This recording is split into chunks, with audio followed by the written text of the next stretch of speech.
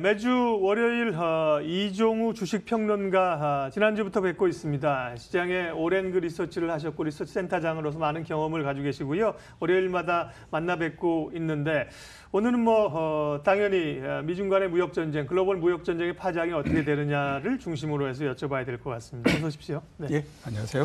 불확실성의 해소냐, 이제 분쟁의 장기화냐, 이 기로에 서 있는 시점이라고 보이는데요. 예. 어떠세요? 생각합니다. 예, 그 무역 분쟁의 영향은 사실상 좀 끝이 나지 않았나라는 생각이 듭니다. 몇 가지로서 우리가 생각을 해볼 텐데요. 시간이 지났으니까 우리가 한번 되돌아보면 원래서부터 이 무역 분쟁이라고 하는 것이 시장을 정말 흔들 수 있는 요인이었을까라고 하는 부분들에서 생각해 보면 그렇게 굉장히 강력한 요인은 아니었다라는 생각이 들고요. 네. 두 번째는 더 이상의 이벤트는 없다라고 하는 부분입니다. 그러니까 미국이 기존에 얘기했던 대로 500억 달러에 달하는 그 제품에 대해서 25%의 관세를 물린다라고 하더라도 그건 이미 너무 많이 노출돼 있는 뉴스이기 때문에 새로운 뉴스가 될 수가 없는 거죠. 그러면 새로운 뉴스가 되기 위해서는 관세율을 50%로 올린다든가 아니면 5천억 달러 정도의 제품에 대해서 관세를 매긴다든가 이런 부분이 있어야 되는데 그건 현실적으로 굉장히 어려운 부분들이기 때문에 좀 그렇고요. 마지막으로 한번 보게 되면 이제 보면 이 무역 분쟁이라고 하는 것이 합리적인 타결이 나지 않았기 때문에 피해가 오랜 시간 동안에 걸쳐서 나올 거다라고 얘기하는데 피해가 오랜 시간 동안에 걸쳐서 나온다라고 하는 거는 그 피해가 무역 분쟁 때문인지 아니면 다른 것 때문인지 하는 것들을 구별하기가 굉장히 어려워지는 형태가 되는 거죠. 그런 의미에서 보게 되면 일단 무역 분쟁에 따른 영향, 이 부분들은 이제 주식시장에서 사라졌다라고 봐야 될 것 같고요. 예. 그런 거에서 보면 주식시장은 이제 단기적으로 그동안에 주가가 좀 많이 떨어졌기 때문에 그 부분을 일정하게 어느 정도 메꾸는 그런 반등은 있을 거라고 그렇게 생각이 되는데 다른 요인들이 또 있기 때문에 보게 되면 주식시장이 아주 강세로 바뀐다든가 이러기는 쉽지 않을 거라고 그렇게 생각이 됩니다. 지난주에도 언급을 하셨습니다마는 무역 전쟁 눈에 보이는 이런 이벤트보다는 결국 이제 미국이 풀었던 돈줄을 좀 재기 시작하는 거, 미국의 이제 금리 인상이라든지 결국 이제 한국 경기에 대한 기조 이런 것들이 그럼 더 훨씬 더 중요한 핵심적인 팩터라는 얘기신가요? 예, 그렇죠. 그런 부분들이 전체적으로 시장의 기본을 형성을 하고 있는 부분들이기 때문에 시장은 이벤트로 갔다가 또 그 이벤트가 약해지면 다시 본질로 왔다가 이런 형태를 계속할 수밖에 없는 거죠. 일단은 좀 많이 떨어진 거에 대한 그리고 이제 또 무역 전쟁이라는 눈에 보이는 악재의 불확실성의 일정 부분에서 이런 걸로 반등이 좀 올 걸로 보셨습니다. 그러면 이제 지수 레벨은 단기적으로 위아래 어떻게 움직일까요? 예, 합리적으로 봤을 때의 지수 레벨은 2200에서부터 2400 정도 그런 정도 아닐까라는 생각이 듭니다. 이렇게 설정한 부분들을 보게 되면 작년도 한 4분기 정도서부터 시작해서 한 9개월 동안에 걸쳐 주가는 2350에서부터 2600 사이에서 박스권을 만든 형태였습니다. 아래로 2200, 위로 2400을 지금 설정을 하고 계시다고 얘기했고요. 근데 이번에 2350을 깨고 내려갔기 때문에 그 다음에 지지선은 지난 2011년서부터 따져서 6년 동안의 박스권의 상단 정도인 2150에서부터 2200 정도가 될 가능성이 상당히 높습니다.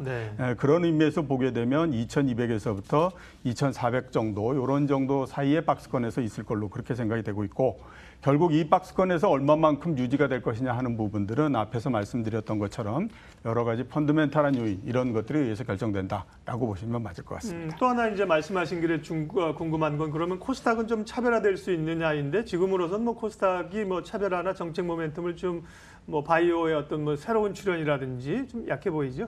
예, 그렇죠. 현재로서 봤을 때는 코스닥이 독자적으로 오를 만한 그런 요인들은 별로 없습니다. 작년 말서부터 따져서 올해 초까지 코스닥이 이렇게 독자적으로 많이 움직였는데 그 당시에는 이제 바이오라고 하는 주식이 있었기 때문에 그게 가능했던 부분들이고요. 근데 이미 보게 되면 주가가 상당히 높아져 있는 상태이기 때문에 바이오 주식들도 추가적으로 여기에서 상승을 계속하거나 하기는 굉장히 어렵다라고 볼 수밖에 없는 거죠. 그런 면에서 보게 되면 코스닥이 코스피와 동떨어져서 혼자서 움직인다 이런 것들은 현재로서는 기대하기는 어렵다고 보입니다. 예. 정책적인 좀 뒷받침, 지금 사실 군부는 좀 떼놓은 상태였는데 그런 것들이 뒷받침을 좀 못 이어가는 게 좀 아쉽습니다. 삼성전자가 지난 금요일에 실적 발표했습니다. 물론 LG전자도 실적 발표했는데요. 기대도 조금 낮아진 상황인데 역시 그 낮아진 기대도 충족시키기 좀 어려운 국면이어서 실적 발표 시즌 특별히 이제 IT나 반도체 핵심이니까요. IT주 시각은 어떠신지요? 먼저 이제 그 반도체를 포함한 삼성전자를 한번 보게 되면요. 네. 2분기 실적이 나온 이후로 많이들 얘기하는 것이 이번에 일시적이고 네. 그다음에 3분기서부터 괜찮을 거니까 것이다. 다시 기대를 하면 좋겠다. 네. 이런 얘기들을 많이 하는데요. 예. 제 생각으로는 3분기에 막연하게 이익이 좋아질 거다라고 하는 생각은 좀 안 했으면 좋겠다라는 네. 생각이 듭니다. 지금서부터는 우리가 합리적으로 생각하고 그다음에 이성적으로 판단해야지 그냥 막연하게 얘기하면 안 되는 거거든요. 근거가 좀 부족하다. 예, 그렇죠. 네. 2분기 실적이 나온 거를 우리가 한번 이렇게 세부적으로 뜯어보게 되면 네. 산업별로 봤을 때 좀 문제가 있다라는 생각이 드는데요. 우선 네. 이제 삼성전자 전체 이익의 82% 정도가 반도체에서 발생을 했습니다. 그 얘기는 뭐냐면 반도체가 나빠지면 삼성전자 이익이 급격히 줄어들 가능성이 높다라고 하는 그게 될 거고요. 그다음에 그동안의 반도체 경기를 보게 되면 굉장히 좋을 때에도 2년 이상 계속됐던 적이 없습니다. 네. 이번 같은 경우에 보게 되면 이미 이익이 2년 이상, 그러니까 반도체 경기가 2년 이상 계속되고 있는 상태이기 때문에 여기에서 최상이라고 해봐야 이 경기를 그대로 유지하는 정도라고 봐야 되는 거거든요. 그렇기 때문에 모멘텀이 강하지 않다라고 봐야 될 것 같고요. 또 하나 문제가 되는 부분들을 보게 되면 이제 핸드폰 부분의 이익이 좋지 않았습니다. 네. 그동안에 보게 되면 반도체 이익이 안 좋을 때 핸드폰 부분이 이렇게 메꿔가고 핸드폰이 안 좋으면 다시 반도체가 메꿔가고 이런 구조로서 왔는데 이제는 보게 되면 그런 구조를 더 이상 유지하기가 어려워졌다라고 하는 부분들이 이제 좀 문제다라고 볼 수가 있겠죠.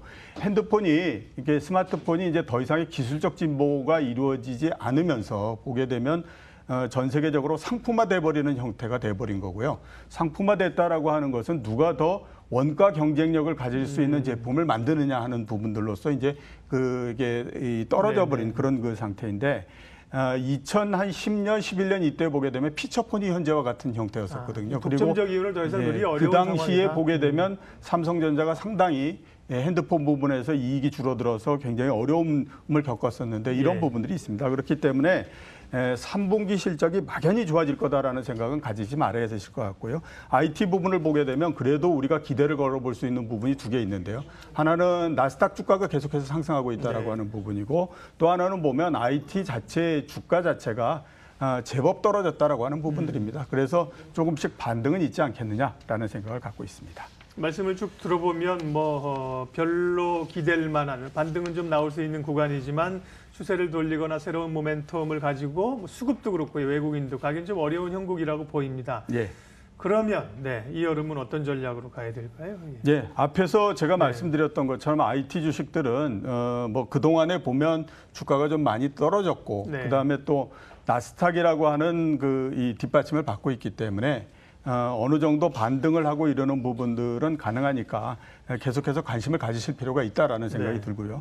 두 번째 보게 되면 실적에 비해서 주가가 상당히 많이 떨어진 주식이 있습니다. 그러니까 대표적으로 보게 되면 이제 은행주 같은 경우가 그런 경우죠. 2분기 우리가 생각해 보면 은행주의 이익이 그렇게 크게 줄어들거나 그럴 가능성은 별로 없는 상태입니다. 그렇지만 주가는 이미 고점에서부터 한 30% 정도 하락을 했기 때문에 아마 조만간 은행주를 중심으로 하는 반등이 좀 나오지 않을까라는 생각이 들고요. 그렇기 때문에 좀 관심을 가지셔야 될 필요가 있고 또 하나는 실적이 안 좋은 건 사실이지만 주가가 굉장히 많이 하락한 그런 종목들이 있습니다. 이제 예를 들어서 보게 되면 수출 관련주들이죠.